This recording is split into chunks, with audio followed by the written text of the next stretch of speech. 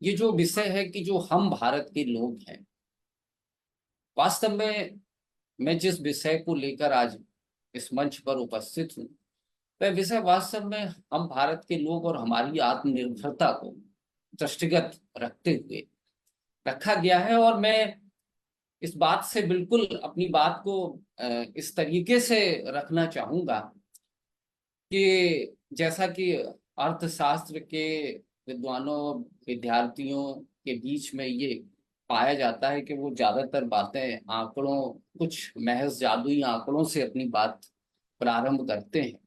तो बजाय इसके और आज हमारे इस पटल पर मैं एक सामान्य अवधारणा को से अपनी बात को रखना चाहूंगा। और इस आत्मनिर्भरता का जो विषय है, इसमें भारत की जो अर्थव्यवस्था है उसका, भारत का जो इतिहास है, ये इतिहास, इतिहास का बोध, और हम किस तरीके से इतिहास गढ़ें, और इस यात्रा में इस अर्थव्यवस्था को एक आकार देने में हमारी संस्कृति का क्या योगदान हो सकता है। तो ये जो तीन आयाम है, हम भारत के लोग, हमारा सरमाया, हमारी संपत्ति, आत्मनिर्भरता, और इस यात्रा में अर्थव्यवस्था, इतिहास और संस्कृति का जो एक त्रिकोण है, हम इसको इस तरीके से समझने का प्रयास करेंगे। बिंद हिमाचल यमुना गंगा, उच्छल जलधि तिरंगा। टैगोर, महर्षि टैगोर जी की ये पंक्तियां भारत भाग्य विधाता के लिए कही गई। और इस भारतीय उपमहाद्वीप में रहने वाले लोग और उनका पोषण एक सहकारिता के सिद्धांत पर आधारित है, जिसमें मानव और प्रकृति का गठजोड़ है। और इस गठजोड़ को आकार देने के लिए हमें साधन चाहिए, जो हमें अर्थव्यवस्था से मुहैया होते हैं। हमें ज्ञान चाहिए। विकास एक अनवरत चलने वाली प्रक्रिया है। खाना बदोश जीवन से प्रारंभ होकर मानव ने किस तरीके से न केवल एक व्यवस्थित ढंग से जीवन जीना शुरू किया, अगर आप देखें तो मानव ने किस तरीके से को खाने के तरीके और खाना बनाने के तरीके और व्यंजन, कितने सारे विकास के अनुक्रम देखने को मिलते हैं। जो इस मामले में हम कहते हैं कि हम अपने पूर्वजों जैसे नहीं। मैं अपनी बात को कुछ पंक्तियों के माध्यम से आकार देना चाहता हूं। और उदारीकरण का जो दौर, जब जहां से अर्थव्यवस्था ने नया आकार लिया, और उस दौरान जो एक पीढ़ी ने जन्म लिया, उसने उदारीकरण से पहले जो विरासत में मिली अर्थव्यवस्था और फिर आकार देती हुई अर्थव्यवस्था की इस रूप को अलग अलग तरीके से देखा। ये बदलाव सामाजिक था, ये बदलाव राजनीतिक था, ये बदलाव आर्थिक था, ये बदलाव गरीबी से छुटकारा पाने का था, ये बदलाव हर हाथ को काम मिलने का था। तो नियति के साथ जो हमने वादे किए थे जब देश आजाद हुआ था, उस यात्रा से प्रारंभ होकर जो एक अर्थव्यवस्था के उन्नयन का जो दौर है, तो एक कुछ पंक्तियों के माध्यम से मैं अपनी बात को आगे बढ़ाना चाहूंगा। ये पंक्तियां एक सवाल छोड़ेंगी और उस सवाल के उत्तर में हम अपनी बात को प्रारंभ करेंगे। इस कविता का जो शीर्षक है वो है दरख्त का अक्स। दरख्त मतलब पेड़, और उसका जो एक अक्स है। तो छोटा सा एक गांव था जिसमें छोटा सा एक गांव था जिसमें लोग थे कम और खेत थे ज्यादा। छोटा सा एक गांव था जिसमें लोग थे कम और खेत थे ज्यादा। लोग सरल थे थोड़े, लोग सरल थे, थोड़े गम थे, खुश रहते थे बिला इरादा। लोग सरल थे, थोड़े घर थे, खुश रहते थे बिला इरादा। फिर एक महाजन के सपने ने फिर एक महाजन के सपने ने था गांव में सबको घेरा। छोटा सा एक गांव था जिसमें लोग थे कम और खेत थे ज्यादा।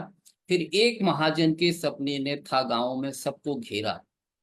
खेतों में सीमेंट लगेगा और लगेगा बालू सरिया। खेतों में सीमेंट लगेगा और लगेगा बालू सरिया। पीपल का एक पेड़ पुराना पीपल का एक पेड़ पुराना यही सोचकर गिरा पड़ा था। कौन मुझे लोटा भर जल देगा, यही सवाल अब बहुत बड़ा था। छोटा सा एक गांव था जिसमें लोग थे कम और खेत थे ज्यादा। पीपल का एक पेड़ पुराना यही सोचकर गिरा पड़ा था। कौन मुझे लोटा भर जल देगा, यही सवाल अब बहुत बड़ा था। नदिया में सब सूख चुका था, पेड़ का अक्स दिखाता कैसे। नदिया में सब सूख चुका था, पेड़ का अक्स दिखाता कैसे। नींद सभी की टूट चुकी थी, सपना आगे जाता कैसे। नींद सभी की टूट चुकी थी, सपना आगे जाता कैसे। ये पंक्तियां एक प्रश्न, एक प्रश्नवाचक चिन्ह कि क्या जो विकास का मॉडल है, क्या वो हम भारत के लोगों के लिए किस हद तक मुफीद रहा। और अगर 100% वह मुफीद नहीं रहा, तो हम किस तरीके से उसे अपने अनुरूप बना सकते हैं। ऐसे कौन से व्यतिक्रम है जिन्हें दूर किया जा सकता है। तो मैं अपनी बात को अर्थव्यवस्था से प्रारंभ करता हूं। और एक सामान्य अवधारणा है, हम सभी जानते हैं कि इस उपमहाद्वीप की जो अर्थव्यवस्था है वो ग्रामीण अर्थव्यवस्था है और नगरीय अर्थव्यवस्था के रूप में देखते हैं। बहुत बुनियादी सा अ, अवधारणा है कि जब ग्रामीण अर्थव्यवस्था में अतिरेक पैदा होता है तभी नगरीय अर्थव्यवस्था का विकास प्रारंभ होता है। अगर ग्रामीण अर्थव्यवस्था में अतिरेक नहीं होगा तो नगरीय अर्थव्यवस्था का विकास संभव नहीं है। यानी नगरीय अर्थव्यवस्था वास्तव में ग्रामीण अर्थव्यवस्था का व्युत्पाद है। अगर अतिरेक आएगा तो होगा। ग्रामीण अर्थव्यवस्था का आशय यह है कि जो आत्मा है भारत की, किसान और भूमि उसकी माँ है, ये संबंध जो है हमें उसी ओर इशारा करता है जो इस महाद्वीप में सहकारिता के संबंधों पर आधारित है कि मानव है और प्रकृति और इनका सह अस्तित्व है। और किसान और उसकी भूमि, उसकी ये पहली कड़ी है और यहीं से एक अर्थव्यवस्था प्रारंभ होती है। आप अगर आजादी के बाद से कालखंड का अध्ययन करें तो ग्रामीण अर्थव्यवस्था से नगरीय अर्थव्यवस्था की ओर भारत की जनसंख्या का पलायन देखने को मिलता है। और इस पलायन को भारतीय देश की आजादी के बाद हमारे पास जो उपलब्धियां हैं वो हरित क्रांति, हमारे पास जो उपलब्धियां हैं वह दुग्ध क्रांति, हमारे पास जो उपलब्धियां हैं वो हक्सुरियन इकोनॉमी के रूप में बैंकों की राष्ट्रीयकरण जैसी उपलब्धियां हैं। लेकिन इसके बावजूद भारत की जनसंख्या का पलायन नगरीय अर्थव्यवस्था की ओर अग्रसर है। सामान्यतः यह अवधारणा है, विकास की और अगर अध्ययन करें, विकसित अर्थव्यवस्थाओं का अध्ययन करें जो कुछ मानकों के ऊपर आधारित हैं, तो ये बात इस बात का परिचायक है, उद्योतक है कि ज्यादातर देशों ने अपनी विकास की यात्रा में इसी अनुक्रम को अपनाया है कि पहले ग्रामीण अर्थव्यवस्था, फिर नगरीय अर्थव्यवस्था और फिर आगे की व्यवस्था। अगर इसको और थोड़ा सा समझना चाहें कि प्राथमिक क्षेत्र, फिर द्वितीय क्षेत्र और फिर तृतीय क्षेत्र। लेकिन भारत भारत एक इस मामले में एक व्यतिक्रम पैदा करता है। और इस व्यतिक्रम को समझने के लिए भारत के विकास मॉडल को हम उस तरीके से अनुप्रयोग और प्रयोग में नहीं ला पाए, और जिसके कारण हमारे पास जो परिणाम है वो वांछित नहीं है।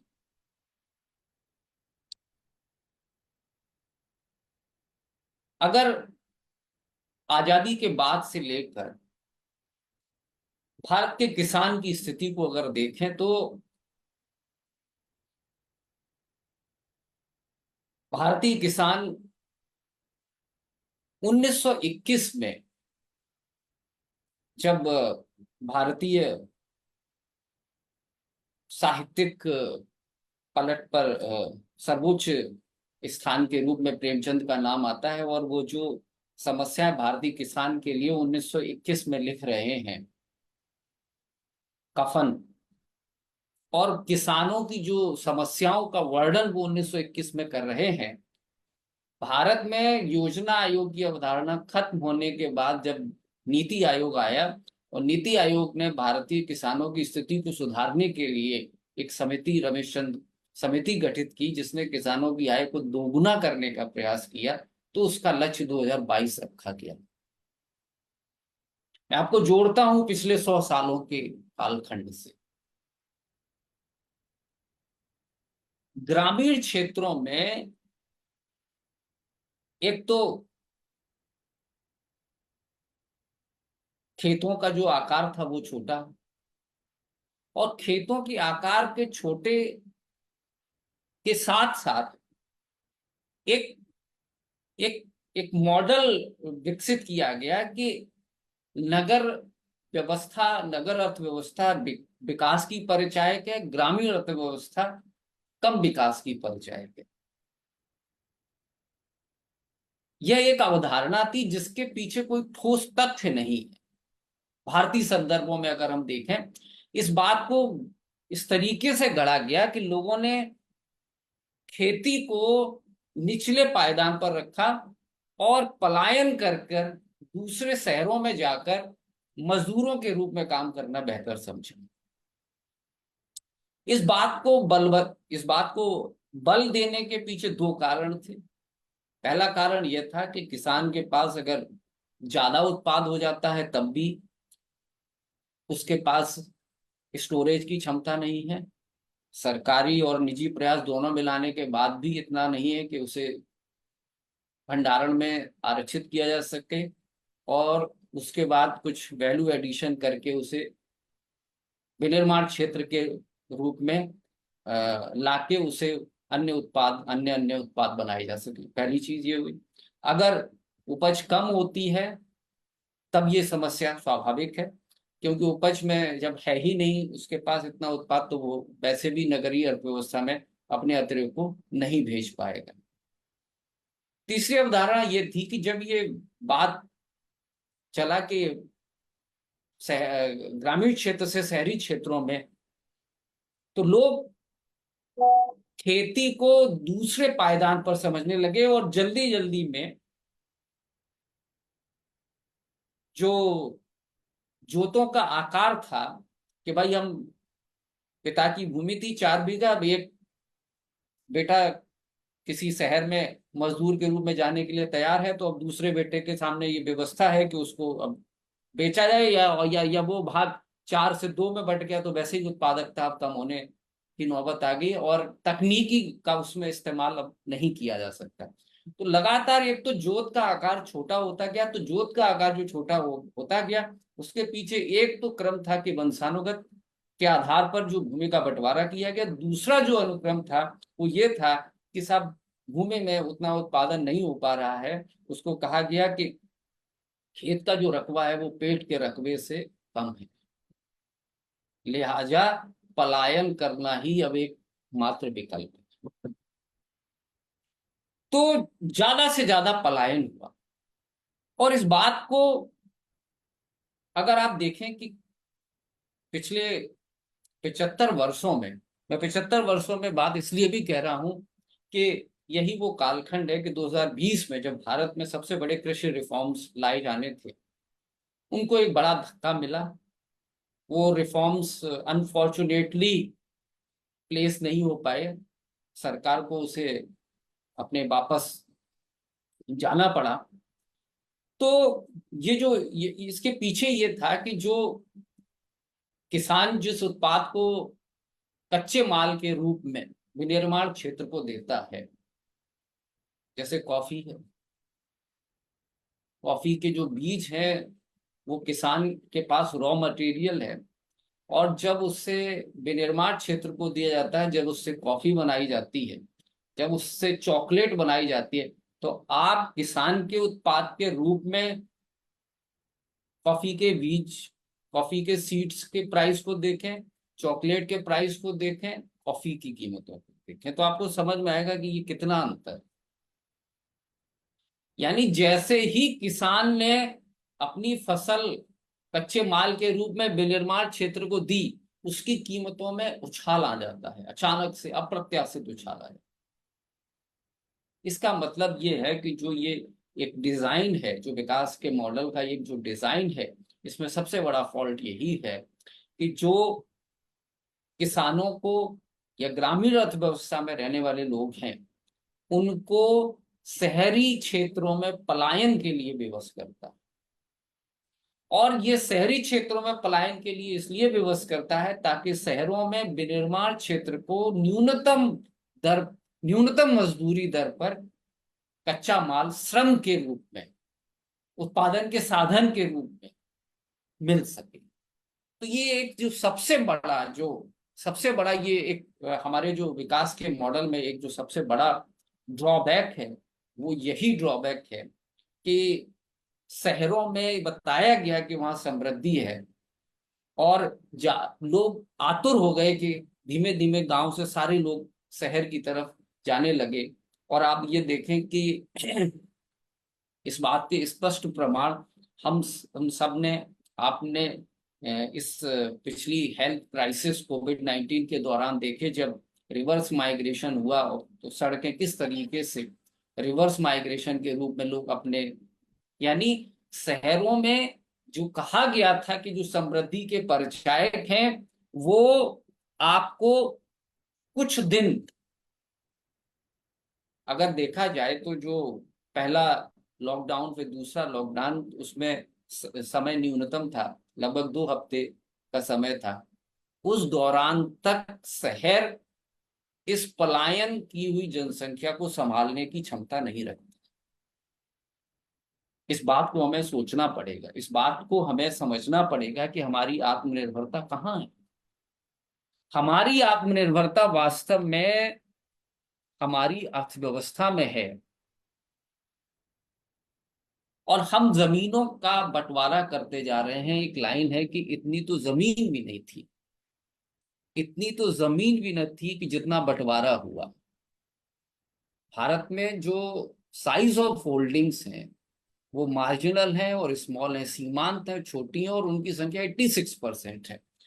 लेकिन छोटी जोतों को हम इस वजह से नजरअंदाज नहीं कर सकते कि उनका साइज ऑफ, वो एक बड़ी जनसंख्या का पेट भरती है, आत्मनिर्भरता दी।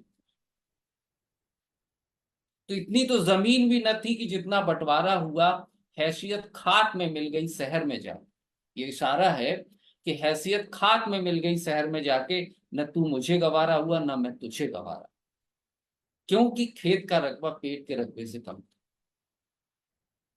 और ये रकबा इसलिए कम था कि एक एक एक माइंडसेट बना दिया गया कि सब शहरों में समृद्धि है।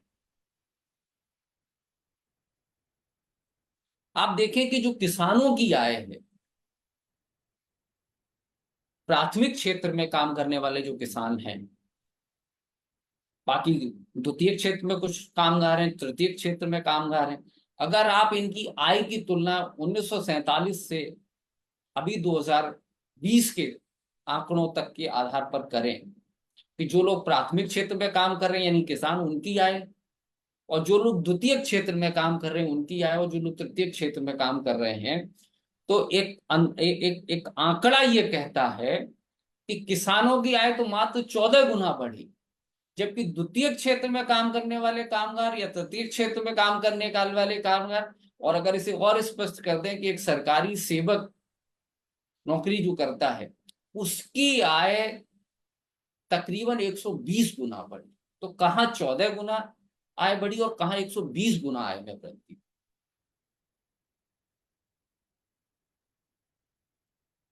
अब हम आते हैं इस बात पर कि जो अ, अर्थव्यवस्था जो जहां से बाजार का आकार बढ़ा, उदारीकृत व्यवस्था ने ऐसा बताया कि जो विकास का मॉडल है वो बाजार के आकार को बढ़ा देगा। बाजार का आकार जब बढ़ जाएगा तो उससे जो लाभ मिलेगा वो सब में बटेगा।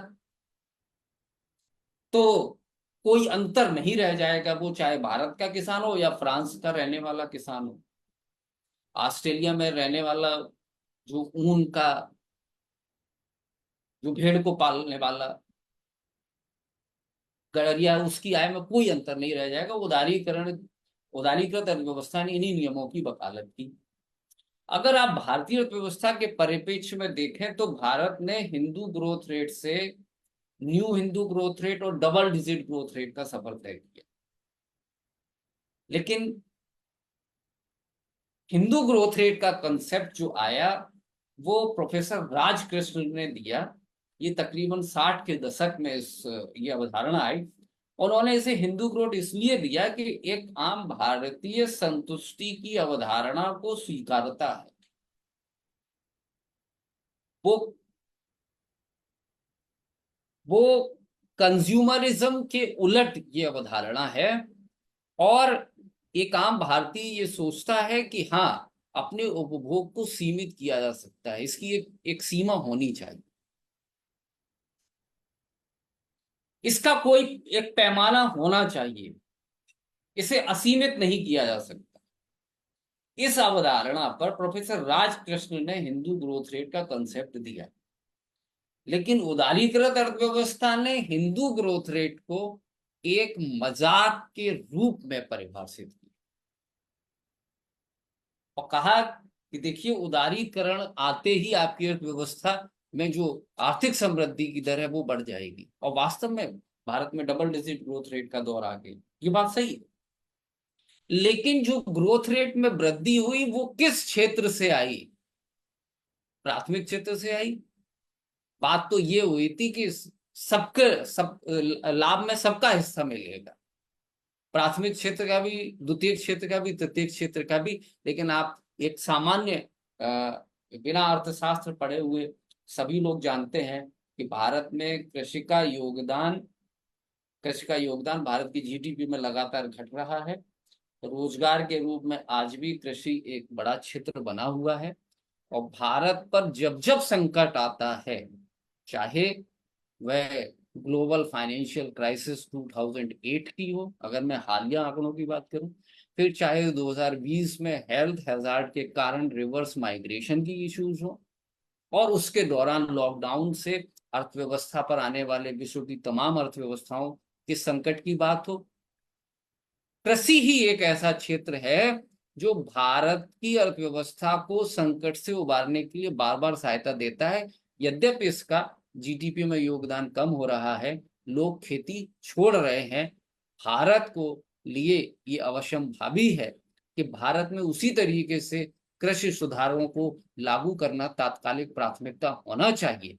हम हम जो एग्रीकल्चर रिफॉर्म्स की बात सरकारों ने की, हो सकता है कि हम इम्प्लीमेंटेशन के दौरान उसमें कुछ बदलाव करें, वो किए जा सकते हैं। लेकिन एक लंबे समय तक कृषि के साथ किसानों की दुगनी आय करने की समस्या, कृषि को एक टैक्स हेवन के रूप में अब हमें देखना बंद करना पड़ेगा।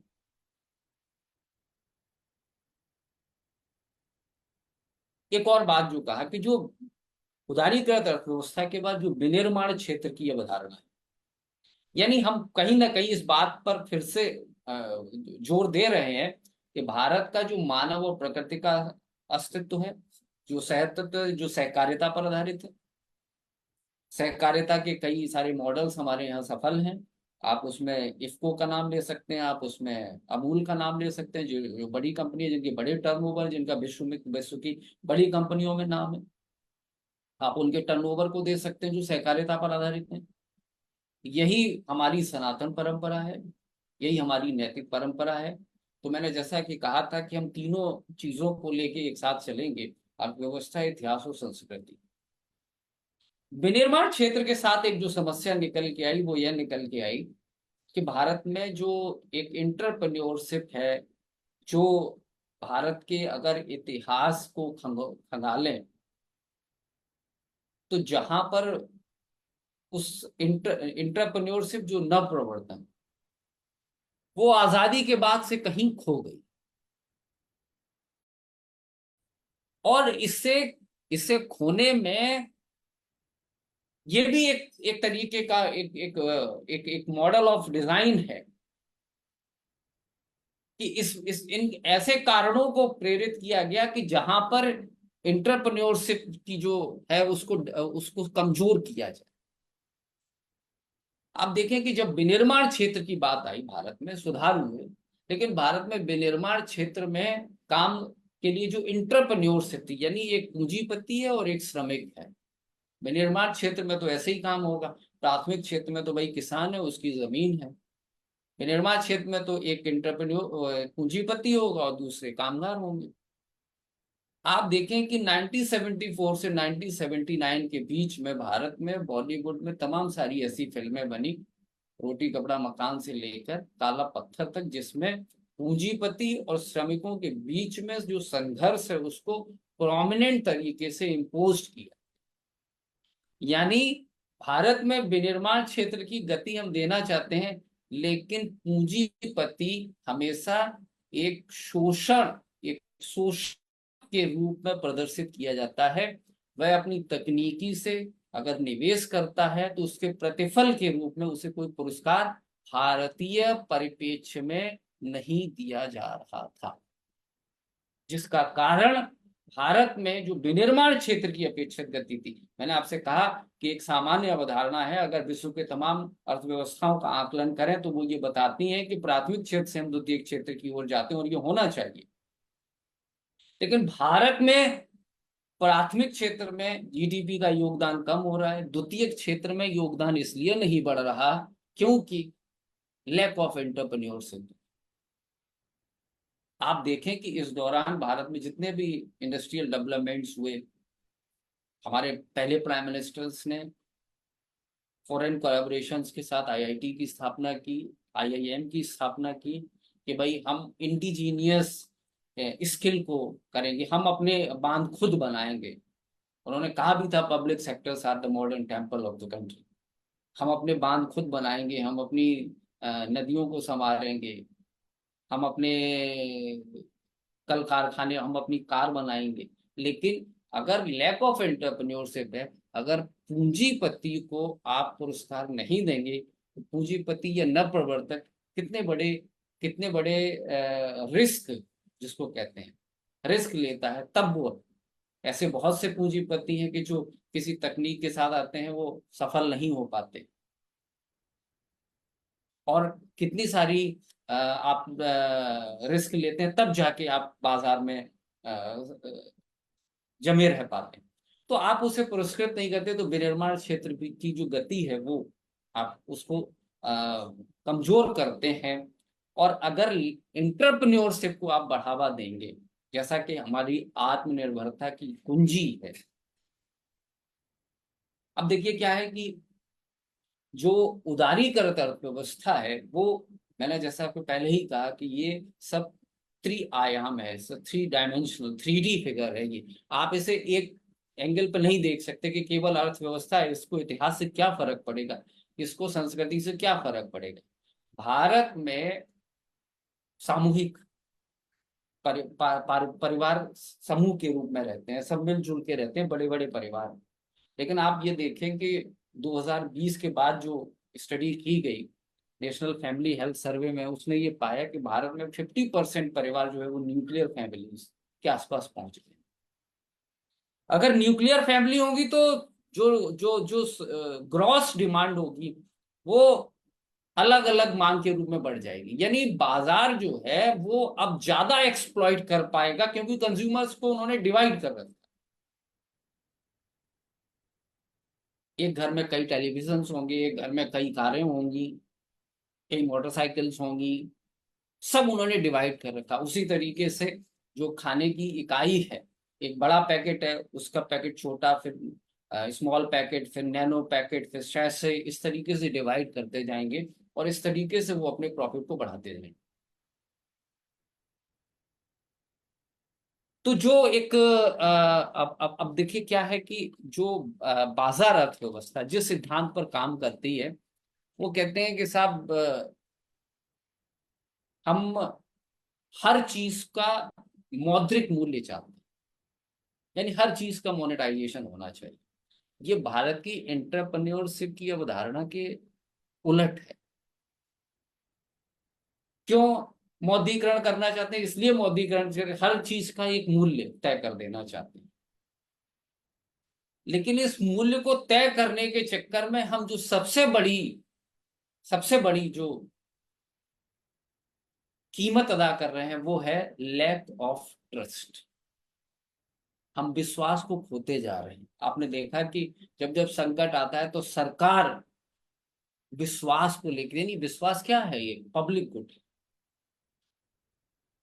और शास्त्र में पढ़ाया जाता है कि वस्तुएं तीन प्रकार की होती है, एक पब्लिक गुड, दूसरा प्राइवेट गुड, तीसरा मेरिट। एजुकेशन मेरिट गुड है, हेल्थ मेरिट गुड है। ट्रस्ट क्या है? ट्रस्ट पब्लिक गुड है। यानी स्टेट इंटरवेंशन से ही ये मेंटेन की जा सकती है। और अगर भारत के आत्मनिर्भरता के मॉडल को आप देखें तो ये बात बार बार प्रूफ हो रही है। आप देखते हैं कि भारत सरकार ने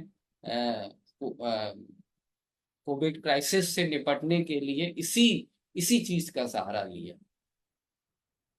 during the crisis of this health hazard, government take over all medical treatment, all medical regulations during the COVID crisis, because it's a matter of trust, and the government have the only they can resume the trust। जब भ्रम फैला तो देखिए, एक एक ऐसी अर्थव्यवस्था है जो बाजारवादी अर्थव्यवस्था है, वो भ्रम फैलाएगी और फिर तसल्ली देने के नाम से आपसे कीमत वसूलेगी। जबकि जो आत्मनिर्भरता की अर्थव्यवस्था है, सनातन अर्थव्यवस्था है, या भारतीय उपमहाद्वीप की जहां से यात्रा शुरू हुई प्राथमिक क्षेत्र से द्वितीय क्षेत्र और तृतीय क्षेत्र में, वो बहुत सी बातों का मौद्रीकरण नहीं करते। कैशलेस इकोनॉमी, ग्रामीण अर्थव्यवस्था कैशलेस इकोनॉमी से प्रारंभ होती है। और हम हम पहले सारी चीजों को मोनेटाइज करके तब कैशलेस ले जाना चाहते हैं। तो यहाँ पर एक थोड़ा सा एक पॉज लेने की जरूरत है कि हम किस तरीके से ग्रामीण अर्थव्यवस्था और नगरीय अर्थव्यवस्था के जो बीच में जो गठजोड़ है उसको किस तरीके से समझें, किस तरीके से इस संबंध को नए परिप्रेक्ष्य में परिभाषित करें कि ग्रामीण अर्थव्यवस्था और नगरीय अर्थव्यवस्था एक दूसरे की पूरक हो, ना कि एक दूसरे के प्रतिस्पर्धी। हमारे सामने ऐसे भी देशों के उदाहरण हैं जिन्होंने ग्रामीण अर्थव्यवस्था और शहरी अर्थव्यवस्था को एक पूरक के रूप में, वो कहते हैं कि एक विद्वान थे F.S. शूमाकर, उन्होंने एक पुस्तक लिखी थी कि स्मॉल इज ब्यूटीफुल। तो ऐसा नहीं है कि जो जो छोटे उद्यम हैं वो किसी काम के नहीं है, वो एक पूरक है बड़े उद्यम के रूप में। Small is beautiful. और आप देखें कि जब हम मनरेगा की बात करते हैं, prime minister street vendors Svanidhi योजना की बात करते हैं, वन डिस्ट्रिक्ट वन प्रोडक्ट की बात करते हैं, तो हमारा इशारा इसी तरफ होता है, small is beautiful. The production, the contributions in the Indian growth trajectory comes from the every corner of the country, so that we can equally divide it and achieve a sustainable economic growth। और तब ये जाके हमें professor Rajkrishna का जो सिद्धांत, इलाहाबाद विश्वविद्यालय के अर्थशास्त्री रहे, मशहूर अर्थशास्त्री, जिनके ऊपर गांधी जी का प्रभाव था। और आज अभी जब कार्यक्रम शुरू हुआ तो डॉक्टर अखिलेश त्रिपाठी जी ने इस लोक पहल की परंपरा पर जो महाभूत गिनाए, है ना, आप उसमें से देखें कि जो महामना जी थे, Mahamana ji is the branded ambassador of this culture, of this Sanatan Parampara. He was a lawyer, he was an entrepreneur, he was a journalist, he was an educationist. उन्होंने किस क्षेत्र में क्या काम नहीं किया, इतने बड़े संस्थान को उन्होंने पैदा किया केवल अपनी because of the entrepreneurs. He was a man.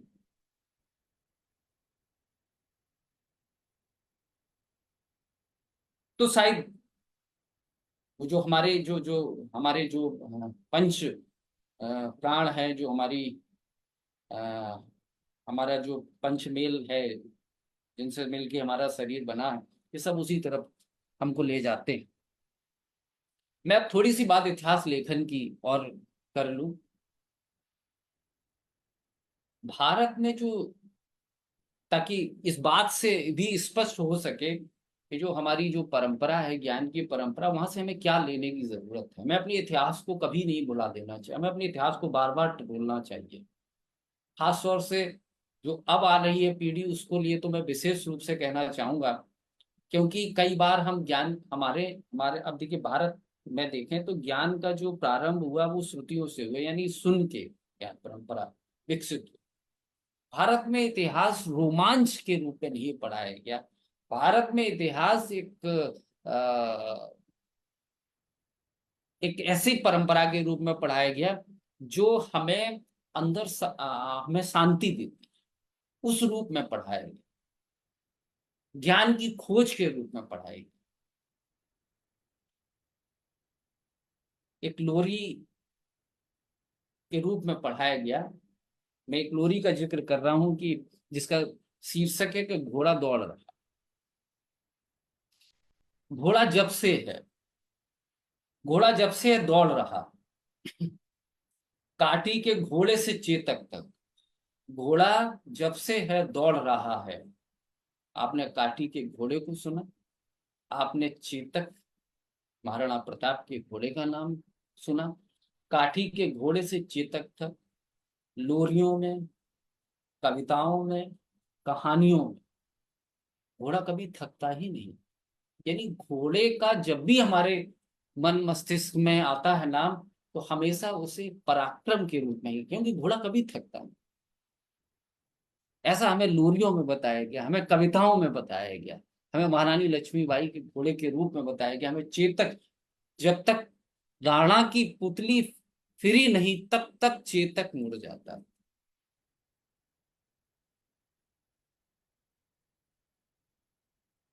लेकिन मध्यकाल में इतिहास को एक अलग दृष्टिकोण से लिखा गया। उसे रोजनामचा शैली में लिखा गया, यानी राजा किस तरीके से युद्ध में विजित करता है, उस वो कौन सी तकनीकी अपनाता है, वह कौन से षड्यंत्र अपनाता है, वह किस तरीके से विजित करता है किसी क्षेत्र को, उस क्षेत्र को विजित करने के कौन से हथकंडे अपनाता है, इसे इससे लिखा गया। और इसे रोमांच की तरह बाद की पीढ़ियों ने देखा। तो ये जो अच्छा, फिर उसके बाद एशियाटिक सोसाइटी की स्थापना हुई, और फिर उसके बाद जो भारत में जो ईस्ट इंडिया कंपनी के द्वारा जो भारत के इतिहास को किस तरीके से उन्होंने अपने तरीके से परिभाषित करने का प्रयास किया। भारत के इतिहास को अगर आप एक प्रतिनिधि के रूप में देखें तो रामायण और महाभारत एक वैदिक कालीन अर्थव्यवस्था से प्रारंभ होता है। वैदिक कालीन अर्थव्यवस्था से कामधेनु, कल्प वृक्ष और भूमि, ये हमारी संपत्ति है। और वृक्ष हमारे लिए, यानी लिखा गया कि वृक्ष से अगर आपको दातून भी लेनी है तो पहले आप उसके उससे उससे इजाजत लें, उससे आज्ञा लें, तभी आप उस पर उसका उपभोग कर सकते। उसी तरीके से कामधेनु, ये सब मात्र मात्र सत्तात्मक है। मतलब 5 मातृकाएं कहेंगी, धरती हमारी माता है, नदियां हमारी माता हैं, गाय हमारी माता है। यानी जो सत्ता है वो मात्र शक्ति की ओर इशारा करती है। तो रामायण और महाभारत ये दो बड़े सर्वकालिक बड़े ग्रंथ रहे। और आपने देखा कि जो तुलसीदास ने जो अपने राम और राम की कथा को किस तरीके से, क्या आप ये देखें कि मिथिला नरेश राजा जनक की पुत्री, भगवान राम ने शिव का धनुष तोड़ा और मैथिली के गले में बरमाला पहना, लेकिन वो कहलाए क्या? वो कहलाई सिया राम। और उन्होंने जो शक्तियां भारत में, मैंने जैसा जिक्र किया कि 1974 से 1979 के बीच में सीधे सीधे बॉलीवुड यानी बम्बई सिनेमा ने ये ऐसा जानबूझकर प्रयास किया कि भारत में एंटरप्रेन्योरशिप को किस तरीके से कमजोर किया जाए। एक ऐसा ही एक और सिरा लेके आए वो स्त्री विमर्श के नाम पर, क्योंकि स्त्री विमर्श की जैसे ही बात आएगी आप संयुक्त परिवार को विखंडन करने की स्थिति में आ जाएंगे। तो आप देखिए कि मिथिला के नरेश राजा जनक की पुत्री मैथिली से भगवान राम ने शिव का धनुष तोड़ा और कहलाई सिया। सारे स्त्री विमर्श पर ये बात इतनी भारी पड़ती है कि भारत की सनातनी परंपरा पर तो ये एकदम है ही नहीं, तो सिरे से खारिज कर देना चाहिए। और ये खारिज केवल भारतीय जनमानस ही न करे, भारत की पूरी अवधारणा इसको खारिज करने के लिए रहना चाहिए। तमिल में एक ग्रंथ लिखा गया शिल्पाधिकारम। शिल्पाधिकारम में एक कवि है इंगालो, उसने लिखा कि एक व्यापारी है और उसकी एक पत्नी है माधवी और उसकी एक प्रेयसी। तो उसकी पत्नी प्रेयसी से उसे पीछे छुड़ाने के लिए दूसरे शहर में चली जाती है और सोचा कि उसने व्यापार करेंगे वहां पर, लेकिन वहां पर किसी तरीके से कुछ षड्यंत्र हो जाने से वहां के राजा का कोई जौहरी है वो उस व्यापारी को पकड़ लेता है। उस राजा को पकड़ने के बाद जो है वो उस राजा के सामने लाया जाता है, उसे सोने के आभूषण के चोरी के जुर्म में उसे सजा दे दी जाती है। वो वहां पे मृत्यु शैया पर पड़ा है। उसकी पत्नी को ये बात पता चलती है, तो पत्नी ने जो एक विलाप किया, ऐसा शिल्पाधिकारम में इंगालो कवि ने लिखा है कि उसने जो विलाप किया कि ये किस तरीके का रहा, यानी राजा को हमेशा 24/7 अपनी प्रजा के साथ न्याय करने के लिए कटिबद्ध होना चाहिए। और वो उस व्यापारी की पत्नी कन्या माधवी विलाप करती है और श्राप देती है और वो शहर नष्ट हो जाता है। मैं इसे और इशारा कर रहा हूं किस तरीके का शहर, किस तरीके के राजा के कर्तव्य है।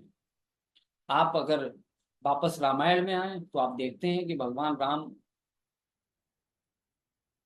सबरी से संवाद करते हैं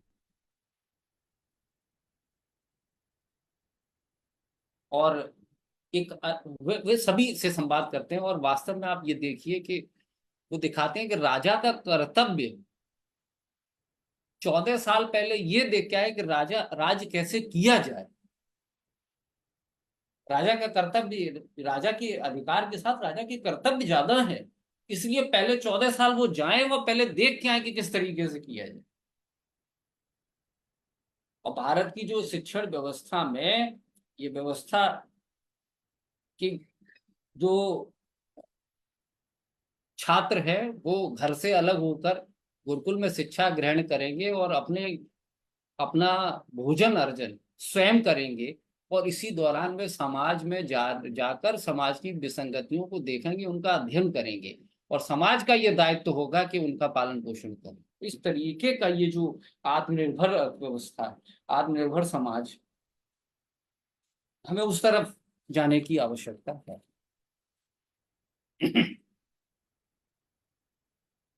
इस अवधारणा का प्रयोग भारत में राम को कहा गया कि राम का नाम राम से बड़ा राम का। इस बात को बाद के कालखंडों में इलाहाबाद से ही संबंधित एक और बड़े कवि हुए और उन्होंने एक बड़ी कविता लिखी, राम की शक्ति पूजा, कि किस तरीके से मौलिक संकल्पना पर आधारित है। और वो कहते हैं कि जब भगवान राम विजिट करने के लिए और समुद्र पर, तो उन्होंने यज्ञ किया, शक्ति की कल्पना की, और शक्ति की कल्पना में सारे जो भी उनके उपादान थे वो सब उपस्थित थे। लास्ट में कहा कि साहब एक कमल के फूल की आवश्यकता है, और अब कमल का फूल कहाँ से लाया जाए, तो भगवान राम को ये याद आया कि बचपन में माँ मुझे राजीव नयन कहती थी, और इस तरीके से वो अपनी नेत्र को अर्पित करने के लिए तैयार हो गए। तो कोई समाज अपनी संस्कृति को गढ़ने के लिए उन्हीं आदर्शों का सहारा लेता है जिन आदर्शों को वो स्थापित करता है। कहते हैं कि poets are unacknowledged legislature of the world, यानी जो सामान्य भाषा में जो साहित्य लिखा गया वो वास्तव में ऐसा साहित्य है। मैं अगर आप प्रायोजित साहित्य की बात न करें, वो ऐसा वास्तव में साहित्य है जो वास्तव में उस देश, उस कालखंड की, उस देश की कण कण में विद्यमान है।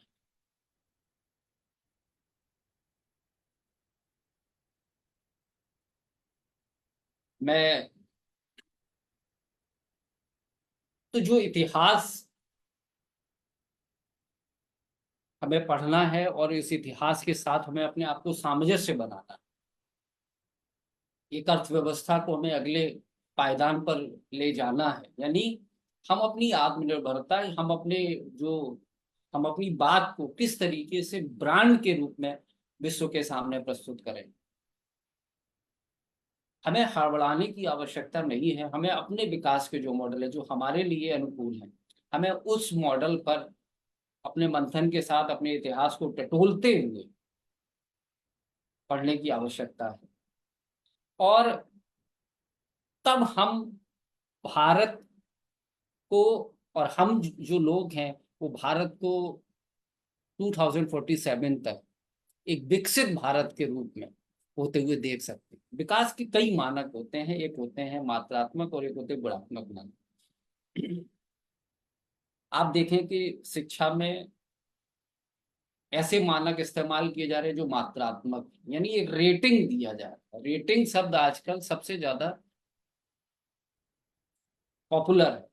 आप कोई सामान खरीदने जाते हैं तो वो एक फीडबैक आपसे तुरंत भरवाना चाहता है, कहता है इस पर रेटिंग दे दीजिए। आपके सामने कोई डिलीवरी बॉय कोई सामान लेके आता है, कहता है कि रेटिंग कर दीजिए। तो रेटिंग इज द, कि हम हर चीज को क्वांटिटीफाइड करते जा रहे हैं। पर क्या विकास की अवधारणा और मानव का कल्याण केवल मात्रात्मक रूप से, मात्रात्मक विकास ही इस बात की गारंटी कर सकता है? मुझे लगता है कि यहाँ पर एक जो विराम की आवश्यकता है और सोचने की आवश्यकता है। अगर आप यूएनडीपी की रिपोर्ट्स देखें, जहाँ पर विकास के जो मापक हैं वो ह्यूमन डेवलपमेंट इंडेक्स से मल्टी पॉवर्टी इंडेक्स तक, यानी हम विकास की अवधारणा को फैलाते जा रहे हैं। भारत में शिक्षा नीति 2020 में हम नई एजुकेशन पॉलिसी की ओर जा रहे हैं। अब हम ये देखते हैं कि जो नई शिक्षा नीति है वो वास्तव में भारतीय अर्थव्यवस्था, भारत की इतिहास और भारत की संस्कृति को किस प्रकार से समावेशित कर रही है। 2022 में जो इंडिया स्किल रिपोर्ट आई उसमें यह पाया गया कि भारत में जो 46% ग्रेजुएट्स निकल रहे हैं वो इस स्थिति के नहीं है कि उन्हें रोजगार दिया जा सके।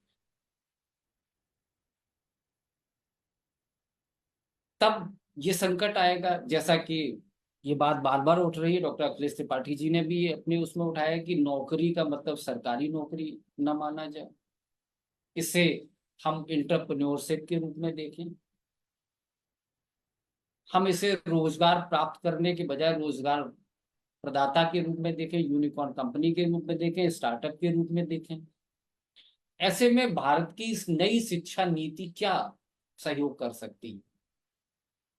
भारत के विश्वविद्यालय क्या भारत में जो कृषि सुधार लागू होने थे उनके उनको लागू करने में, कंसेंसस बनाने में क्या उनका योगदान नहीं होना चाहिए था? और अगर नहीं हुआ तो फिर वो विश्वविद्यालय क्या कर रहे हैं?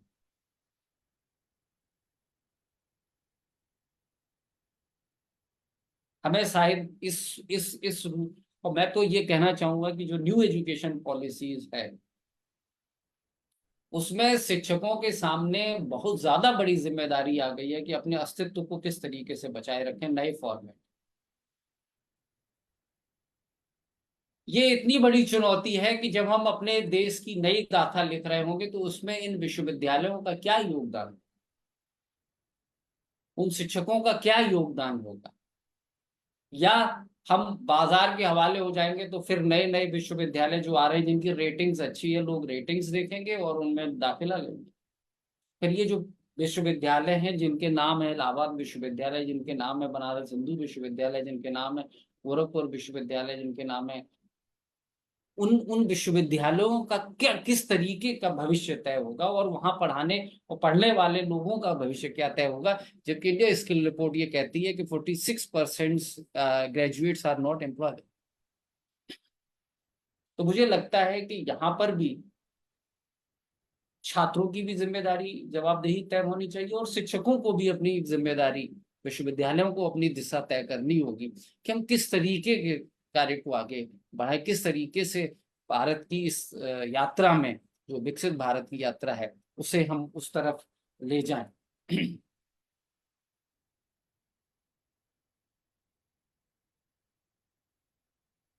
इन तीनों महत्वपूर्ण आयामों को हमें समझने की जरूरत है। जहां पर भी भटकाव है वहां हमें अपने दर्शन से इस बात को बल मिलता है। और मैं एक गीत के साथ अपनी बात को और आपको छोड़ता हूँ कि भारत में जो भी सभ्यता, भारत की जो भी सभ्यता है वो नदी के किनारे पनपती है। नदी हमारी माँ है और हमारी भाग्य विधाता है। और नदी एक जीवन पद्धति है। भारत में अ, हमारे हमारी जो पूरी संस्कृति है, जन्म से लेकर और प्रयाण तक सभी हमारे में हमारे जो दैनिक क्रियाकलाप है उसमें नदी आती है। तो मैं एक गीत के साथ आपको छोड़ रहा हूँ। और ये गीत गंगा यमुना और अदृश्य सरस्वती की गोद में लिखा गया है कि कभी कभी तुम आ जाती हो नदी किनारे, कभी कभी तुम आ जाती हो नदी किनारे, जैसे नदी का कटान अपने में समेट लेने को आतुर हो थोड़ा और जहाँ। नदी अपनी हदें बार बार बताती है और घाटिये चल पड़ते हैं। जब नदी का कटान होता है तो घाट के लोग विस्थापित होते हैं, आगे पीछे होते हैं। घाटिये चल पड़ते हैं अपने वजूद का सामान लिए कुछ और नदी से दूर। सभी घाट पक्के नहीं, पर पाप और पुण्य का कोई हिसाब कच्चा नहीं। सभी घाट पक्के नहीं, पर पाप और पुण्य का कोई हिसाब कच्चा नहीं। कभी कभी नदी ऐसे बहती है जैसे जून की नदी, कभी कभी नदी ऐसे बहती है जैसे जून की नदी जो पुल के नीचे एक सीधी रेखा सी अपना थाला अपने में समाये, हवा के साथ अपनी बेचैनी छुपाए। कभी कभी ही होता है नदी का दैर तक का, दैर मतलब मंदिर, ठीक वैसे ही जैसे बिना बुलाए मुडेर पर तुम्हारा आना।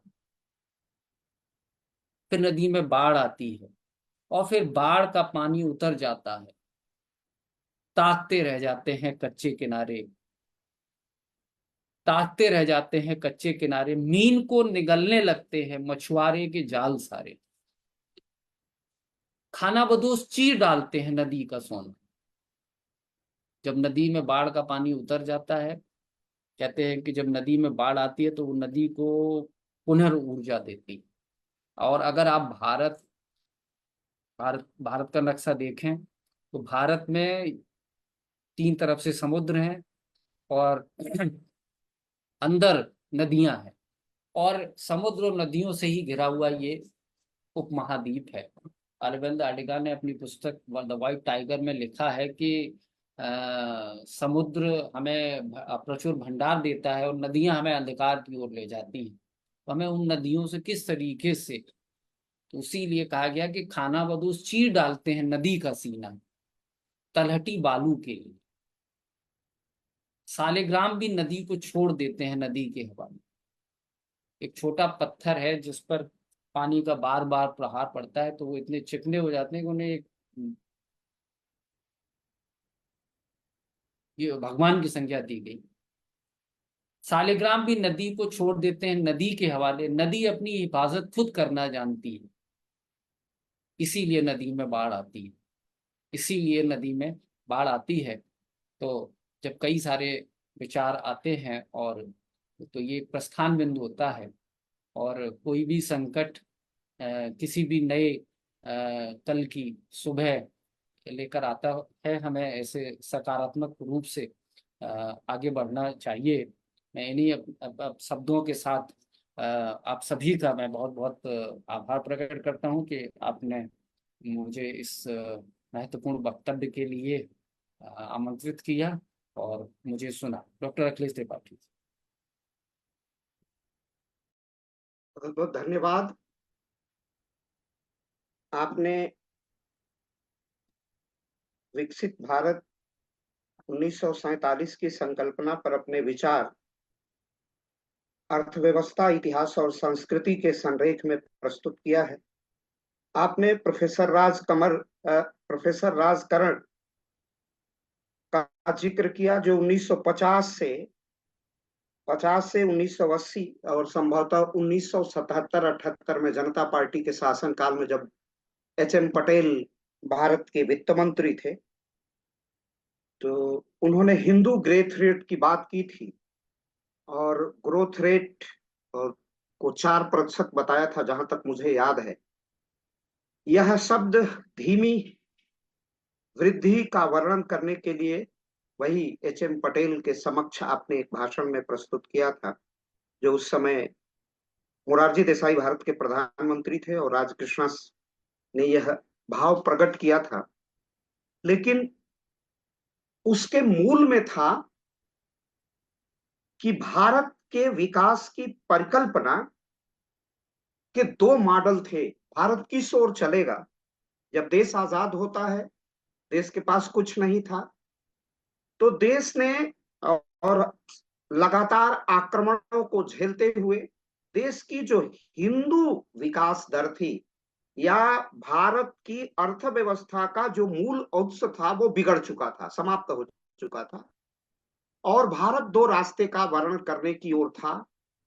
एक बड़ा द्वंद्व और दुविधा का भी अवसर था कि भारत पूंजीवाद के रास्ते पर चलेगा और अपना विकास करेगा, या भारत साम्यवाद के रास्ते पर चलेगा और अपना विकास करेगा। ये दो मॉडल दुनिया में अर्थव्यवस्था के प्रचलित मॉडल थे और ये दोनों समावेशी विकास का दावा करते थे, विश्व के कल्याण का दावा करते थे। 1989 आते आते साम्यवाद का लौह आवरण, जो 1917 से के बोल्शेविक क्रांति से लेनिन के नेतृत्व में शुरू हुआ था, 89 में गार्बाचोव के ग्लास्नोत और पेरेस्ट्रोइका के बाद बोरिस एल्सिन तक आते आते बिल्कुल धूल धूसरित हो गया। गार्बाचोव के सपने बिखर गए, साम्यवाद खंड खंड हो गया अवशेष जो साम्यवाद जो रोमानिया में था, जिसको चाउसेस्को चला रहा था। दूसरा था चाइना में, तो उसने अमान परिवर्तन कर लिया। थिएनमेन चौक की घटना सबको याद है। और दूसरा मॉडल था पूंजीवाद का मॉडल। अब भारत को इस दोनों मॉडल से बहुत फायदे नहीं हुए। डॉक्टर हर्षमणि ने संकेतों में, इशारों में वो बातें कही, किस तरह विनिर्माण का क्षेत्र। लेकिन भारत की आत्मा गांव में बसती थी, ऐसा गांधी ने भी कहा था, और जेके मेहता की चर्चा भी की थी, वो इंस्पायर थे गांधी से। अब भारत के पास विकल्प दो थे, और इन दोनों विकल्पों ने भारत को विकसित करने में, साम्यवाद का रास्ता था पश्चिम बंगाल, केरला, थानु पिल्लई की सरकार केरल में बनी थी, उसके बाद एईएस नंबूदरीपाद की, और ये सभी अर्थशास्त्री थे।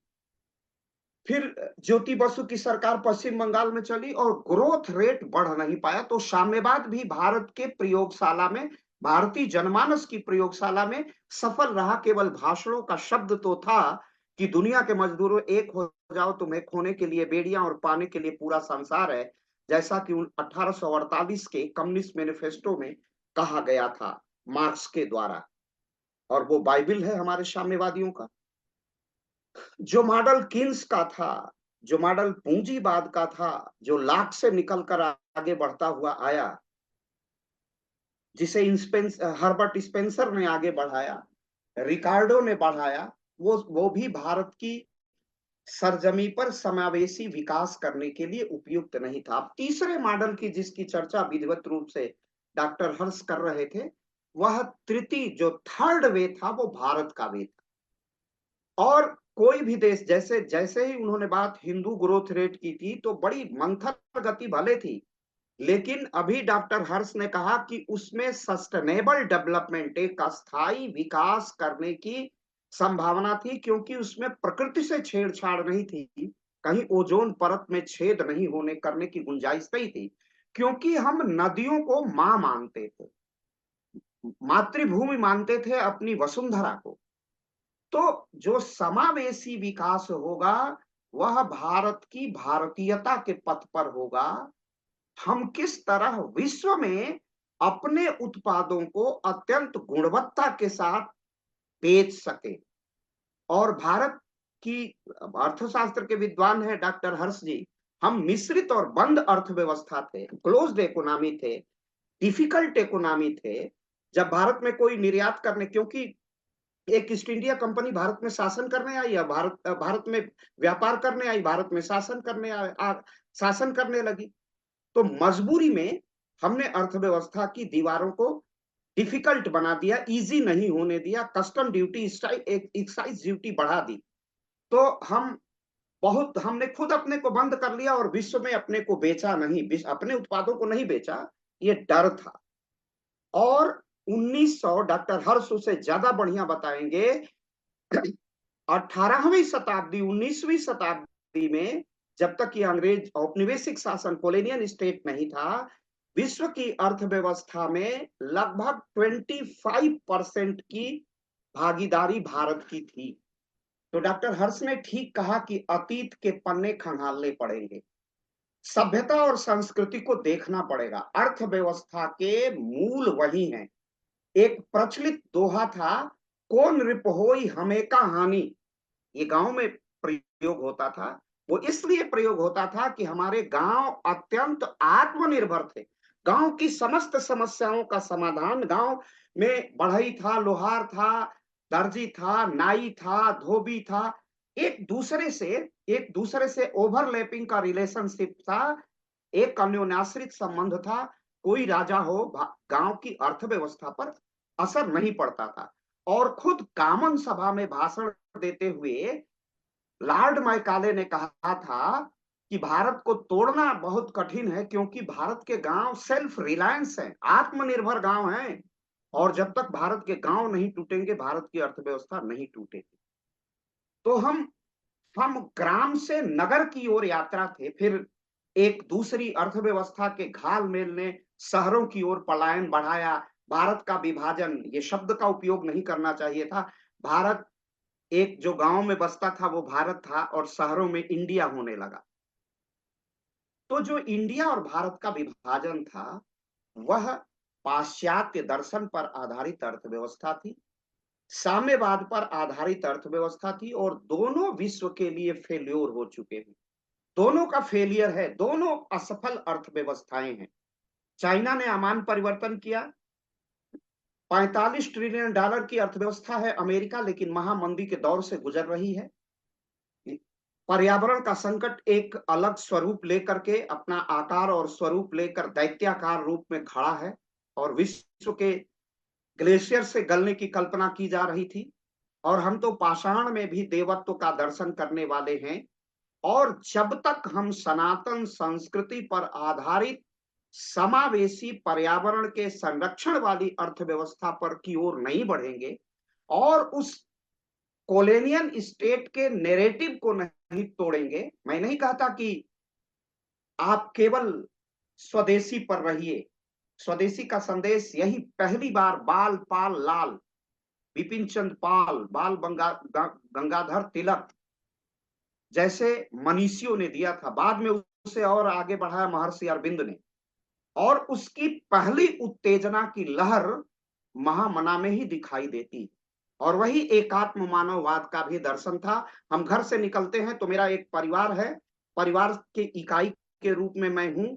जैसे जाता हूं तो मेरी एक जाति होती है, जात से निकलता हूं तो समाज होती है, समाज से निकलता हूं जाति समाज, और समाज से निकलता हूं तो एक बृहत्तर इकाई हमारा स्वागत करने के लिए, अभिनंदन के लिए खड़ी है, वह है राष्ट्र। और राष्ट्र बनता है भावना के आधार पर, एक संस्कृति, एक सभ्यता के मानने वाले समर्थकों के आधार पर, अनुयायियों के आधार पर, जिसके 3 सूत्र हैं: सहजीवन, सह अस्तित्व और साहचर्य। इसी से राष्ट्र का, एक जीवंत राष्ट्र का निर्माण होता है।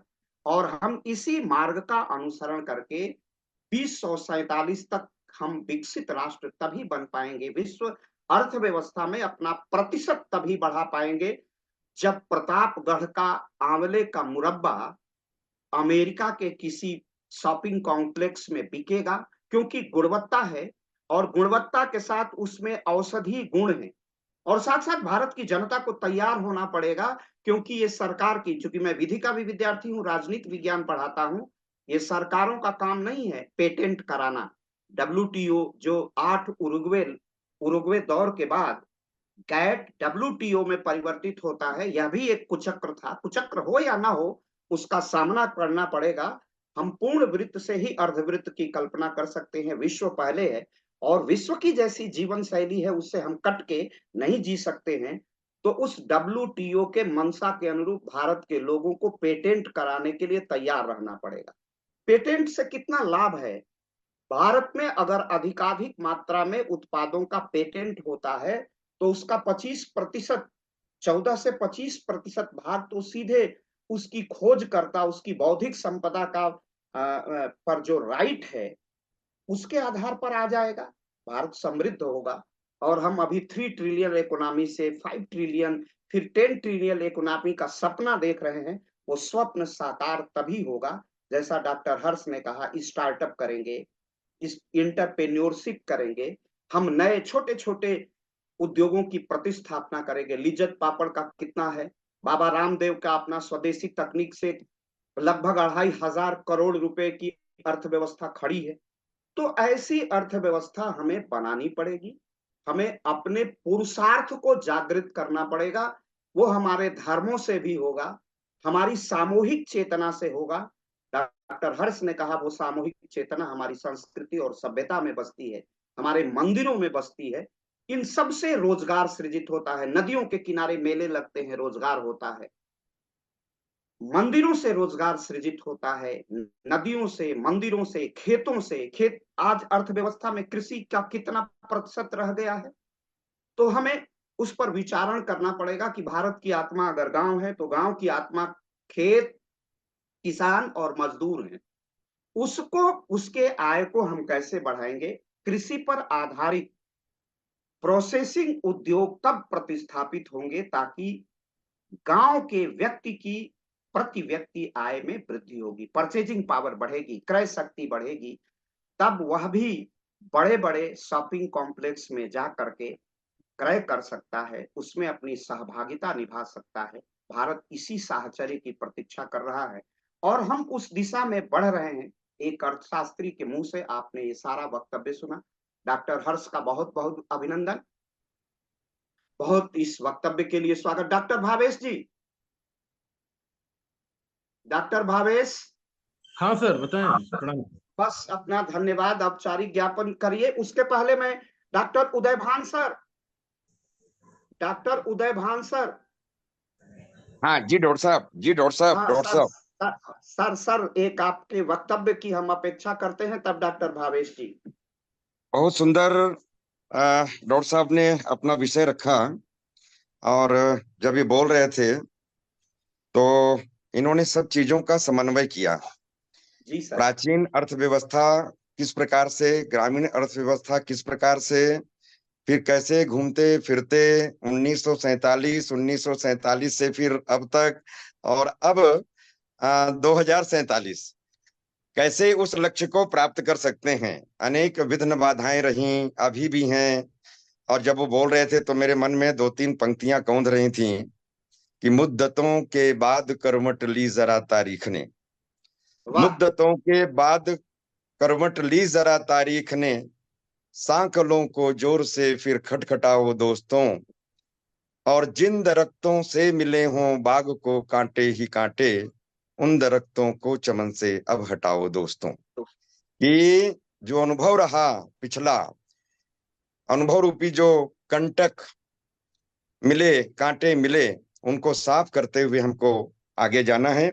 और जैसा कि पिछले वक्तव्य में मैंने कहा भी था कि इतना आगे हमको जाना है, इतना आगे, इतना आगे जिसका कोई छोर नहीं, इतना आगे, इतना आगे जिसका कोई छोर नहीं, जहां पूर्णता मर्यादा हो, सीमाओं की डोर नहीं, सभी दिशाएं मिल जाती हैं, उस अनंत नभ को पाना, पथ का अंतिम लक्ष्य नहीं है, सिंहासन चढ़ते जाना, सब समाज को लिए साथ में, हमको है आगे जाना।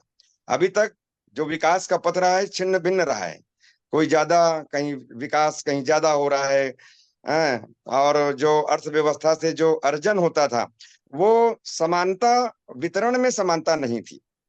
तो वो वितरण की समानता को अर्जित करना है। जो भेदभाव होता था वितरण में, वो वितरण ना हो, वो भेदभाव ना हो, वितरण समान हो, सब समाज को लेकर हमको आगे जाना है।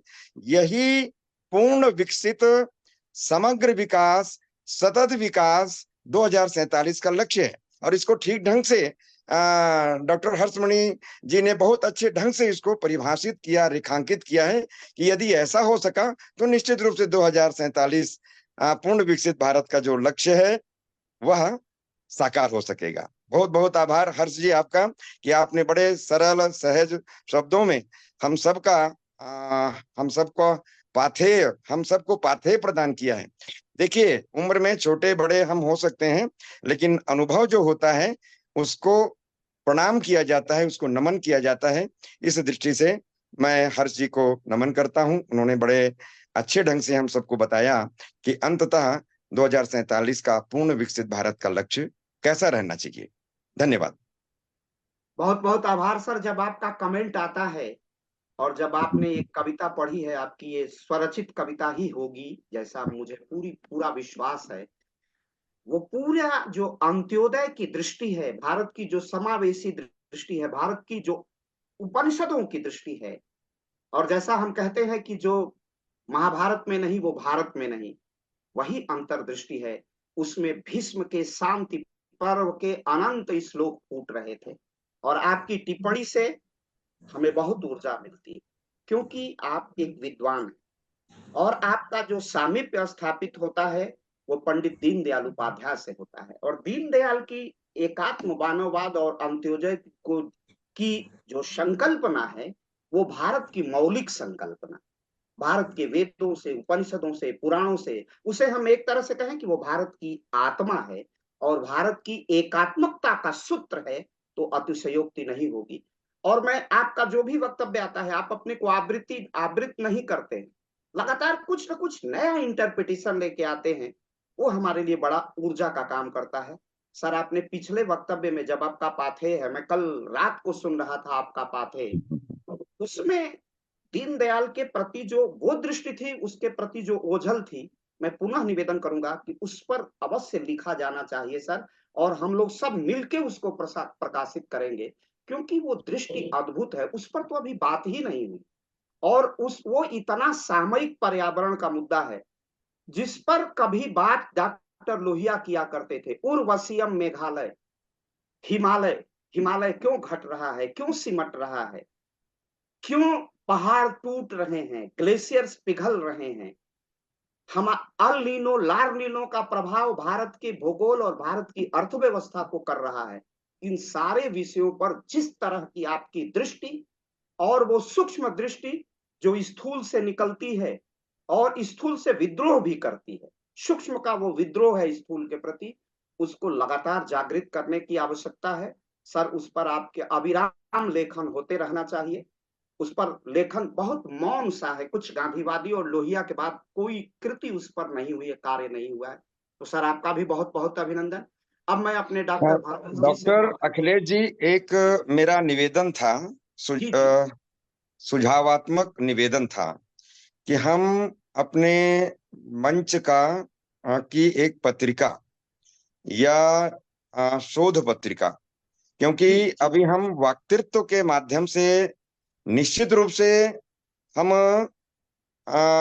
महती विचारों का प्रचार प्रसार कर पा रहे हैं। अगर यह लेखन के रूप में, जैसा कि आप बार बार आग्रह कर रहे हैं, मेरा निवेदन था कि अगर आदरणीय श्रद्धेय प्रोफेसर विजय सिंह जी और बाकी सभी जो साथी हैं, इन सब का की सहमति हो तो एक पत्रिका, और पत्रिका नहीं, शोध पत्रिका, एक पत्रिका भी हो जाए और शोध पत्रिका भी हो जाए, और उसमें हम सब कोई लिख करके अपने इन महती विचारों का प्रचार प्रसार करें, तो मुझे लगता है कि यह ज्यादा कंस्ट्रक्टिव हो जाएगा और ज्यादा महत्वपूर्ण हो जाएगा। ऐसा मेरा सुझाव था। नहीं नहीं, ऐसा सुझाव नहीं है, इस ओर हम लोग विचार भी कर रहे हैं। एक पत्रिका तो शीघ्र निकलेगी और पूज्य योगी आदित्यनाथ जी की नीतियों का प्रचार प्रसार हम करेंगे।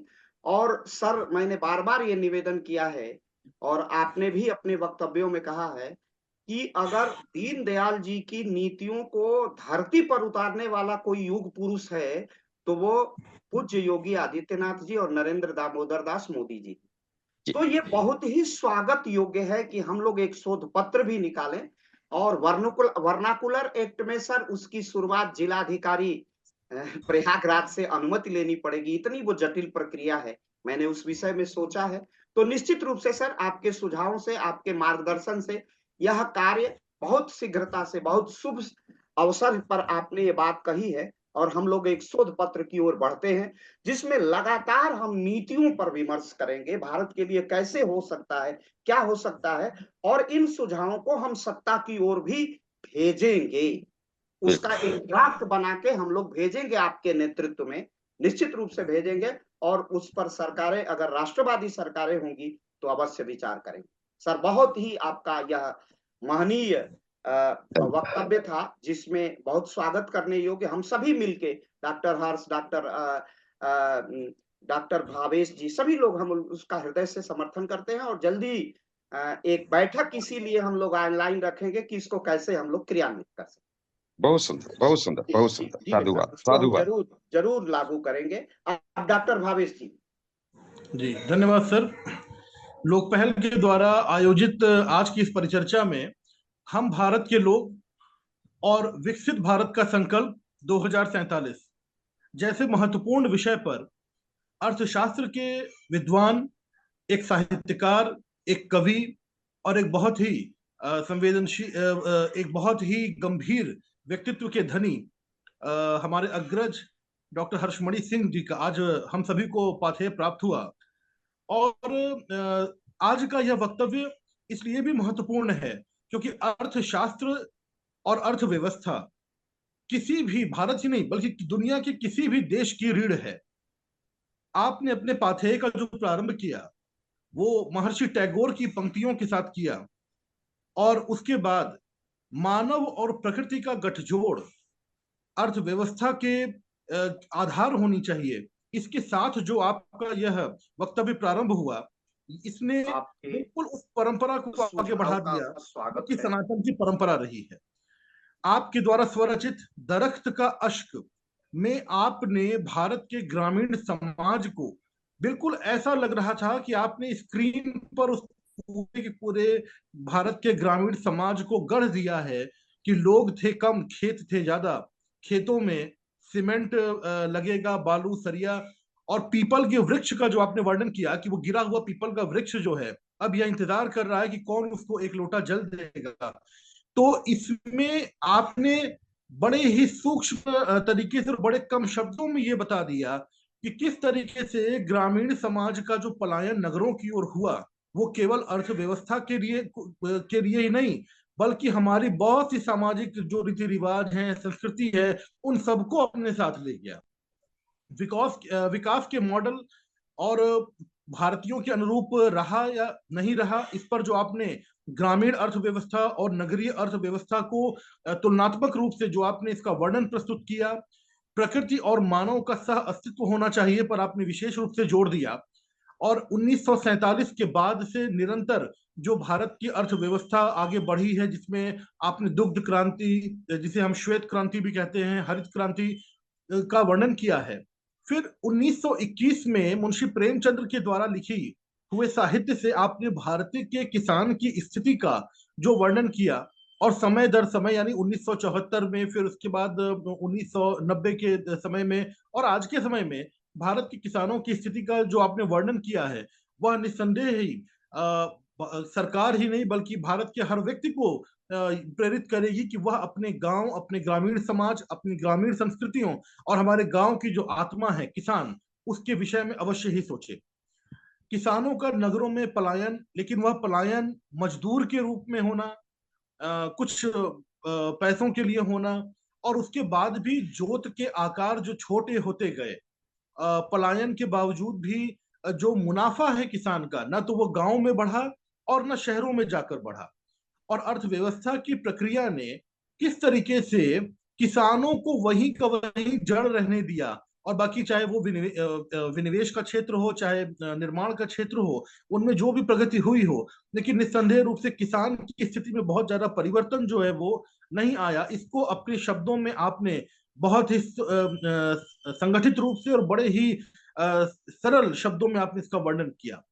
लॉकडाउन में का जो आपने उदाहरण दिया कि किस तरीके से जो शहर हैं जहां पर पलायन लाखों की संख्या में हुआ है लोगों का, लेकिन जब क्राइसिस आ रही है, जब महामारी आ रही है, जब वैश्विक महामारी से देश जूझ रहा है, तो वो शहर किस तरीके से अपना हाथ खड़ा कर रहे हैं और किस तरीके से उन शहरों से लाखों लोगों को वापस गांव में जाना पड़ा है और गांव में जाकर लोग रह पाए हैं, खा पाए हैं, जी पाए हैं। यह प्रमाणित करता है कि भारत के गांवों को बिना सम्मिलित किए हुए भारत की अर्थव्यवस्था को सस्टेनेबल न बनाया जा सकता था और न बनाया जा सकेगा। आपने जो कहा कि खेत का रकबा पेट के रकबे से कम था, ये बात बार बार हमारे लोगों के मस्तिष्क में अभी भी टकरा रही है, और यह निस्संदेह रूप से एक बहुत ही गंभीर विषय है। आर्थिक संकट से उबरने में कृषि क्षेत्र की जो मुख्य भूमिका रही है उसका अभी आपने वर्णन किया, और किसानों की आय को बढ़ाने और कृषि संबंधी नीतियों की जो सरकार की जो नीतियां हैं उनकी समीक्षा पर भी आपने बल दिया। पूंजीपतियों और कामगारों के बीच संघर्ष का भी आपने बड़ा ही सुंदर प्रस्तुतिकरण किया, और ग्रामीण अर्थव्यवस्था किस प्रकार से नगरीय अर्थव्यवस्था की पूरक है, और वो दोनों अर्थव्यवस्थाएं किस तरीके से एक दूसरे की पूरक होकर एक सस्टेनेबल डेवलपमेंट को जन्म देंगी, इसका बहुत ही बेहतर, बहुत ही सुसंगठित उदाहरण आपने प्रस्तुत किया है। इतिहास के विभिन्न पहलुओं से लेते हुए रामायण और महाभारत का उदाहरण आपने दिया, और स्त्री विमर्श को लेकर सियाराम का जो उदाहरण था आपका, उसने निस्संदेह रूप से इस पाथेय को सुनने वाले हर व्यक्ति के मन को छुआ है। शिल्पधिकारम जो तमिल की एक बहुत महत्वपूर्ण रचना रही है संगम पीरियड की, उसमें इलांगो आदिगल के द्वारा जो रचित है, उसमें आपने जो पूरा वर्णन किया, वो निस्संदेह रूप से एक बहुत ही महत्वपूर्ण वर्णन रहा। राम राज्य का क्या कॉन्सेप्ट रहा, गुरुकुल का क्या कॉन्सेप्ट रहा, और किस तरीके से उन्होंने सनातन की व्यवस्थाओं, सामाजिक व्यवस्थाओं, और सबसे बड़ी बात की अर्थव्यवस्था को किस प्रकार से आत्मनिर्भर बना रखा था, यह बहुत ही महत्वपूर्ण उदाहरण आपने हम सभी के सामने प्रस्तुत किया है।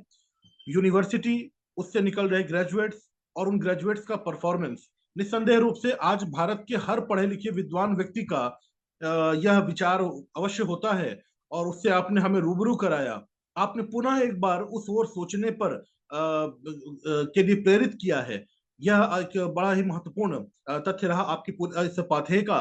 और अंत जो आपने किया, नदियों को उदाहरण बनाकर, नदी, घाट और घाटिये का जो उदाहरण आपने दिया, और उसमें जो एक लाइन थी, वो मेरे ख्याल से हम सभी सुनने वालों के मन में बैठ गई कि पाप और पुण्य का कोई हिसाब कच्चा नहीं होता है, ये हिसाब ऐसा है जो बहुत ही पक्का होता है, और इसके आधार पर ही हम सभी का निर्णय होना है।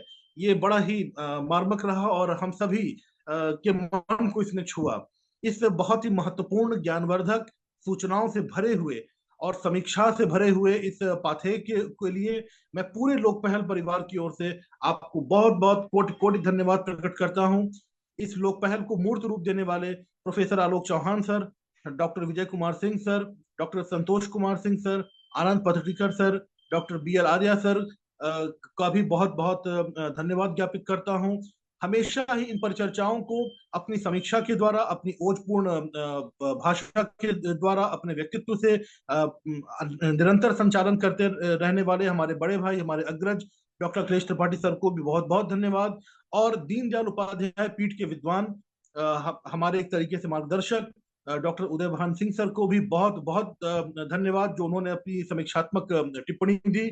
साथ ही साथ आशुतोष सिंह तोमर जी, डॉक्टर ऋषिकेश सिंह जी, डॉक्टर अल्पना जी, और अन्य जो हमारे श्रोतागण हैं, आप सभी ने अपना बहुमूल्य समय दिया इस पाथेय को सुनने के लिए। मैं आप सभी को हाथ जोड़कर पुनः एक बार बहुत बहुत धन्यवाद ज्ञापित करता हूं। धन्यवाद सर।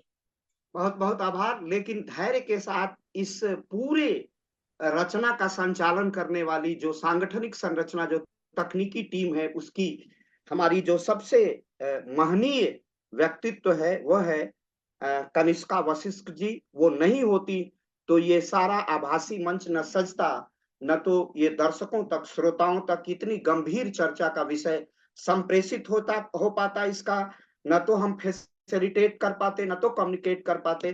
तो संप्रेषण के लिए और इस तकनीकी महत्वपूर्ण योगदान के लिए कनिष्का जी का बहुत बहुत हृदय से आभार। आपका जो धैर्य है वो बहुत अतुलनीय है। आप साक्षात परम्बा की सदृश हैं।